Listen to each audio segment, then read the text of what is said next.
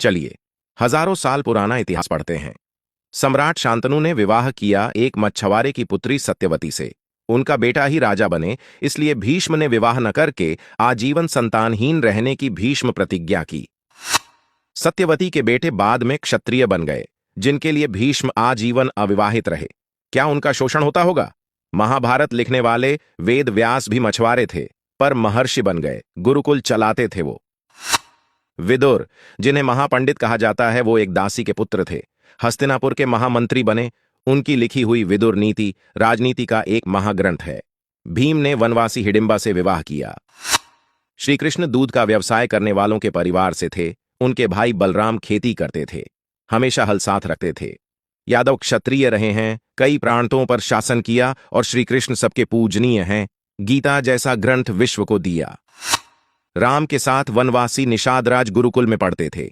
उनके पुत्र लवकुश महर्षि वाल्मीकि के गुरुकुल में पढ़े, जो वनवासी थे। तो ये हो गई वैदिक काल की बात। स्पष्ट है, कोई किसी का शोषण नहीं करता था। सबको शिक्षा का अधिकार था। कोई भी पद तक पहुंच सकता था अपनी योग्यता के अनुसार। वर्ण सिर्फ काम के आधार पर थे, वो बदले जा सकते थे। जिसको आज इकोनॉमिक्स में डिवीजन ऑफ लेबर कहते हैं, वो ही। प्राचीन भारत की बात करें तो भारत के सबसे बड़े जनपद मगध पर जिस नंद वंश का राज रहा, वो जाति से नाई थे। नंद वंश की शुरुआत महापद्मनंद ने की थी, जो कि राजा नाई थे। बाद में वो राजा बन गए, फिर उनके बेटे भी। बाद में सभी क्षत्रिय ही कहलाए।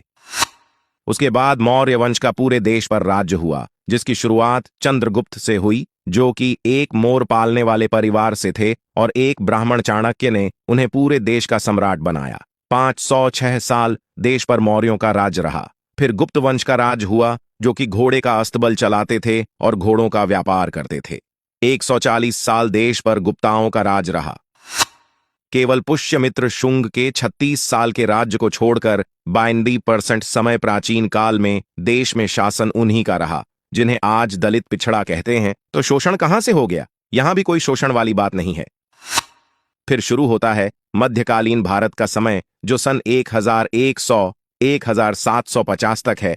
इस दौरान अधिकतर समय अधिकतर जगह मुस्लिम शासन रहा। अंत में मराठों का उदय हुआ। बाजीराव पेशवा, जो कि ब्राह्मण थे, ने गाय चराने वाले गायकवाड़ को गुजरात का राजा बनाया। चरवाहा जाति के होलकर को मालवा का राजा बनाया। अहिल्याबाई होलकर खुद बहुत बड़ी शिव भक्त थी। ढेरों मंदिर गुरुकुल उन्होंने बनवाए।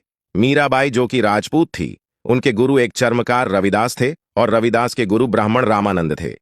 यहां भी शोषण वाली बात कहीं नहीं है। मुगल काल से देश में गंदगी शुरू हो गई, और यहां से पर्दा प्रथा, गुलाम प्रथा, बाल विवाह जैसी चीजें शुरू होती हैं। 1947 तक अंग्रेजों के शासन रहा, और यहीं से जातिवाद शुरू हुआ, जो उन्होंने फूट डालो और राज करो की नीति के तहत किया। अंग्रेज अधिकारी निकोलस डार्क की किताब कास्ट ऑफ माइंड में मिल जाएगा कि कैसे अंग्रेजों ने जातिवाद, छुआछूत को बढ़ाया, और कैसे स्वार्थी भारतीय नेताओं ने अपने स्वार्थ में इसका राजनीतिकरण किया। इन हजारों सालों के इतिहास में देश में कई विदेशी आए, जिन्होंने भारत की सामाजिक स्थिति पर किताबें लिखी हैं, जैसे कि मेगास्थनीज ने इंडिका लिखी, फाहियान, ह्यूसांग और अलबरूनी जैसे कई। किसी ने भी नहीं लिखा कि यहां किसी का शोषण होता था। योगी आदित्यनाथ, जो ब्राह्मण नहीं हैं, गोरखपुर मंदिर के महंत हैं, पिछड़ी जाति की उमा भारतीय महामंडलेश्वर रही हैं। जन्म आधारित जातीय व्यवस्था हिंदुओं को कमजोर करने के लिए लाई गई थी। इसलिए भारतीय होने पर गर्व करें और घृणा, द्वेष और भेदभाव के षड्यंत्रों से खुद भी बचें और औरों को भी बचाएं।